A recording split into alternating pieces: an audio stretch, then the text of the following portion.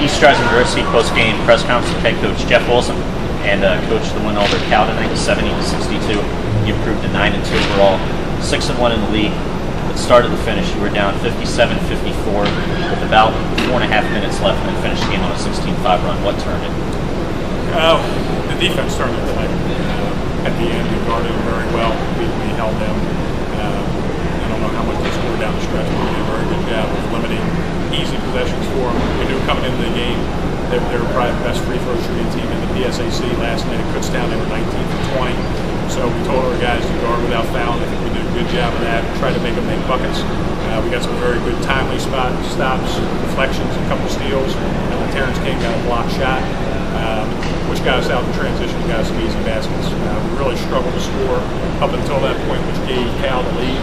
And fortunately, our defense pulled out a win tonight.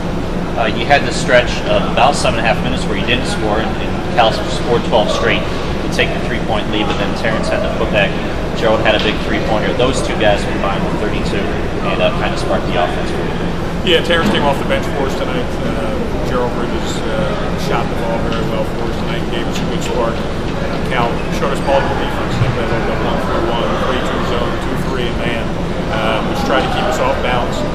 And I thought actually in the last 6 or 7 minutes, even though we didn't score for a period of that time, we were able to get some good shots. Gerald got some great looks in the offense. West Graham made free throws when they needed to. And Terrance King had a couple of big putbacks down the stretch. Those two guys were very key to our success tonight. Dwayne Johnson had 6 points and 8 rebounds, and obviously was very active. You've won 3 straight now, and Dwayne only has 16. He's your returning all-conference player. What does that say about your team that you can kind of weather that stretch where he hasn't been scoring, he's been doing a lot of other things, but you've had other guys be able to step up? We're kind of built for that. We have very good depth, and to be honest with you, tonight I thought our bench won the game for us. Blair Ramsey, Zach Rumpel, Lamont Tiller, who's typically a guy coming off the bench, who started tonight. Malcolm Richardson got his most extended play of the year. So I thought those guys gave us some good minutes. We know the guys are going to key in on Dwayne a little bit right now. Wiss had a big game last night and picked him up. Tonight it was Gerald, Lamont Tiller, and those other guys coming off the bench. So I think our versatility lends itself. If we want to take one guy away, we can still win basketball. You're through 3 of the 4 PSAC crossover weekends. You've got the final one coming up with the trip to Slippery Rock in Edinburgh. Like this weekend when you started with IUP, a nationally ranked team who was at the top of PSAC West. Now it's 6-1 in the conference. ESU at 6-1. Slippery Rock in the Western Division on Friday night. Just preview that. Slippery Rock, to be very honest with you right now, is I would say IUP and Slippery Rock have the best 2 rosters in the PSAC, and that's East or West. When you look at their first 6, 7 guys, Slippery Rock's well, they're big, they're strong, they're physical. It's going to be a very similar game to what we played last night against IUP.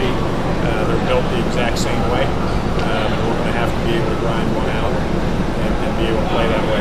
And then Edinburgh is right there too. And 2 weeks ago, Edinburgh was ranked in the top 25. So we have 2 big ones before we go back into the East play, both on the road. So we do have a big challenge in front of us.